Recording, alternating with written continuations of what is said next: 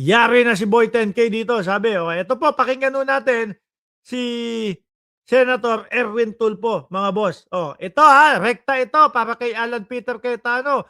Baka kasama na din ho dito si Rodante Marcoleta, mga bossing. Blue Ribbon Committee. Hindi na po ako papayag na maghihiring-hiringan kayo dyan at I will have you arrested. Naku po, oh.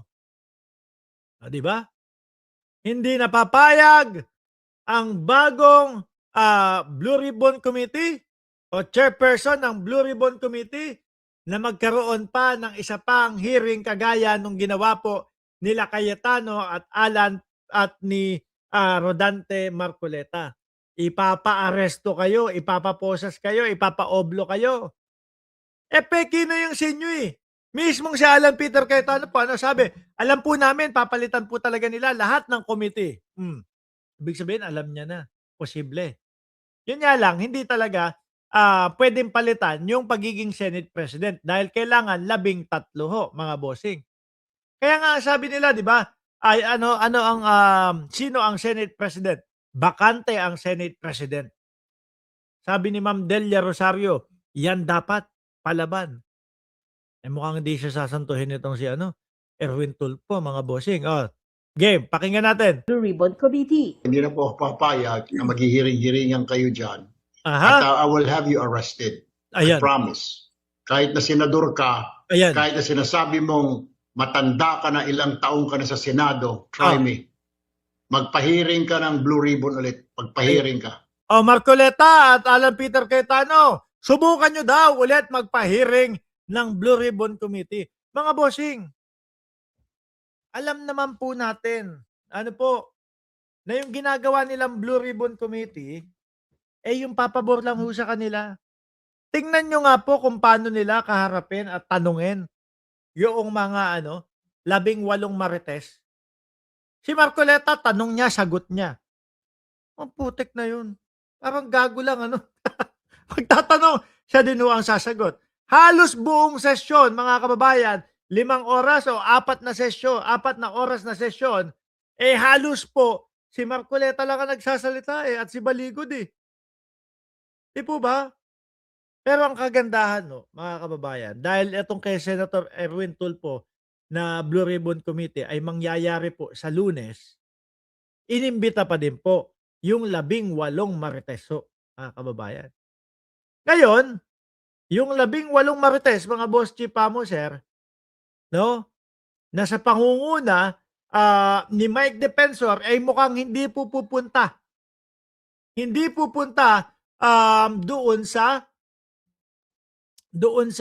Blue Ribbon Committee ni Erwin Tulfo. Simula pa lang alam na natin yan. Dahil ang gusto nila na mga committee o ang gusto nilang mga magtatanong yung mga kaalyado nila o yung mga kasama nila na kagaya nila Rodante Marcoleta, 'di ba? Rizal, El Ducal, 46515. Yun yung gusto nila Pero kapag ka dito kila Erwin Tulfo, mga bossing, naku po, malabong pumunta yan. Bakit? Labo-labo tanong dito Ano po? Walang pinipiling tanong dito Dito, yung tanong talagang hahalongkatin kung totoo ba yung mga pinagsasasabi noong 18 marites. Kaila Marcoleta, meron lang silang gustong puntuhin at meron silang gustong maidawit doon, mga kababayan. Kaya ganun. Kaya ang sabi, nung kampo ni yung kampo ni sino ba si Ngotby? Si Defensor.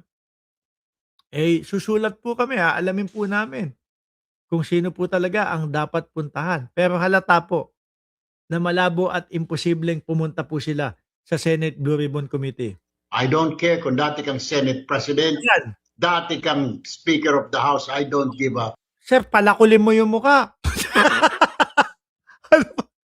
Hindi, sabi nga po ni Senador Erwin Tulfo Yang si Alan Peter Cayetano, palakulin mo ang mukha, tatalbog lang daw ho yung palakol dahil daw po sa sobrang kakapalan ng mukha ni Peter Cayetano. Talagang papahuli kita. Kung hindi papahuli, kung ayaw ng usa, bibit-biting kita, kwikwilyohan kita, palalayasin kita dyan sa floor na yan. Yan ang maganda. Aabangan po natin yan, mga kababayan.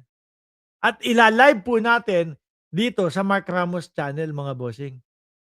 magkakaalaman 'to. Tignan natin yung tapang ni ano, ni, pangalan nito, ni Peter Cayetano, 'no? At tignan din natin kung talagang ano ang gagawin ni Erwin Tulfo kapagka, ginulo sila nila Alan Peter Cayetano. Ano? because I am the legitimate Blue Ribbon chairman. Ayun. Matapang ano, talagang ang Tulfo hindi nagba-back down. Siguro baka pupunta din diyan si ano, si Ben Tulfo. Oh, Ben Tulfo, si Rapi Tulfo naman nandiyan na ho, eh. Baka ba-back up din si Ben Tulfo. Kaya 'no, mga kababayan, sana eto 'yon, 'no? Sana eto yung interview kay Defensor na ang sinasabi niya ay sinasabi na mukhang hindi papapuntahin yung mga 18 marites. Pakinggan po natin. Itong hearing kahapon na una, ano reaksyon mo doon sa binabanggit ni Kong Pepito Alvarez? Hindi yata ito yun eh. No? Hindi yata ito yun mga kababayan. Pero anyway, pumunta muna tayo dito. Asan ba yun? Kay Matibag muna. Kasi na-topic na ho natin ito eh. Yung kay Defensor. Pumunta muna tayo dito kay Matibag mga boss. Si Atty. Balicol, this the one. Ah, Well, ang napansin ko lang, kapagtaka, si Atty. Balicol, this the one answering the questions. Oh. As far as I'm concerned, para sa kami abogado, pinakinggan niya yung kwento ng mga barits, hearsay yun. Dahil kwento lang sa kanya eh, di ba? So, saka wala pa ako nakita present na picture. The same questions na tinanong namin dito sa NBI, sino kumuha ng picture, paano ba ma-authenticate, wala namang present eh. Kasi ang nakikita ko po dyan mga kababayan, si Baligod ang may hawak ng master copy ng kanilang mga script. Kung tatandaan nyo po, halos siya lagi yung nakapront. Pero yung 18 marites, Maridyo, no? Nandun lang sa likod. Mga nakatanga lang, nakatunganga. Sasagot lang, konting-konti lang po. Minsan sumasablay pa yung 18 marites.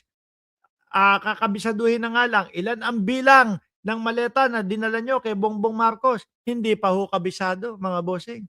Magpapakita ng ebidensya, litrato, picture, sablay pa ho, kayang gawin ng ibang tao yun na magpa-picture kay Sandro Marcos.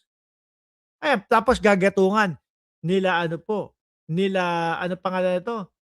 Ni Senator Amy Marcos, mga kababayan. Ganun lang ho sila. Di po ba?